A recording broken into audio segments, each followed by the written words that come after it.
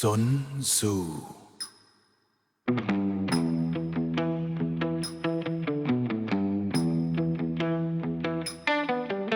ពន្លឺព្រះអាទិត្យរះលើដែនដីធំមនុស្សដើរតាមផ្លូវមានគំនិតខុសគ្នា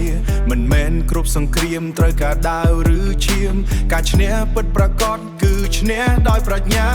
ស្គាល់ខ្លួនឯងស្គាល់សត្រូវ100សង្គ្រាមក៏មិនភ័យឡើយគំនិតស្ងប់ស្ងាត់ដូចទឹកហូរឈ្នះដោយមិនប៉ះទង្គិចគ្នាកុំប្រយុទ្ធបើអាចឈ្នះដោយសន្តិភាពកុំបង្ហាញកម្លាំងបើប្រាជ្ញាដឹកនាំដូចខ្យល់មិនឃើញតែអាចបំផ្លាញភ្នំនេះហើយជាមាគ៌ានៃអ្នកឈ្នះពិតប្រាកដពេលខ្លាំងបង្ហាញខ្សោយដើម្បីបំភាន់ភ្នែកពេលខ្សោយត្រូវរឹងមាំក្នុងចិត្តគ្រប់ជំហានដើរត្រូវគិតមុនជានិច្ចសង្គ្រាមពិតស្ថិតក្នុងគំនិតពេលវេលាទីកន្លែងជាអាវុធលាក់ខ្លួនយ៉ាងខ្លាំងអ្នកឈ្នះ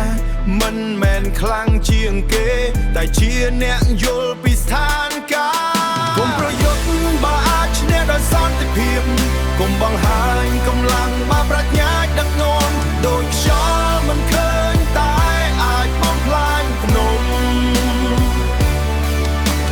នេះហើយជាមាគ៌ានៃអ្នកឈ្នះពិតប្រាកដ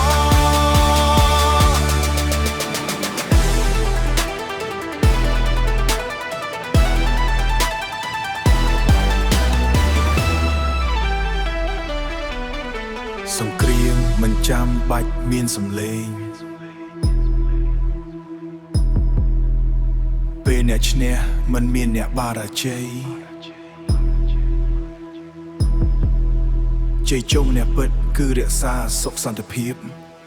នោះហើយជាភាពខ្លាំងលើសគេកុំប្រយុទ្ធបើអាចឈ្នះដោយសន្តិភាពកុំបង្ហាញកម្លាំងបើប្រាជ្ញាដឹកនាំក្នុងខ្យល់មិនស្ងាត់តែអំណាចដ៏ធំនេះហើយជាសិល្បៈនៃសង្គ្រាមជា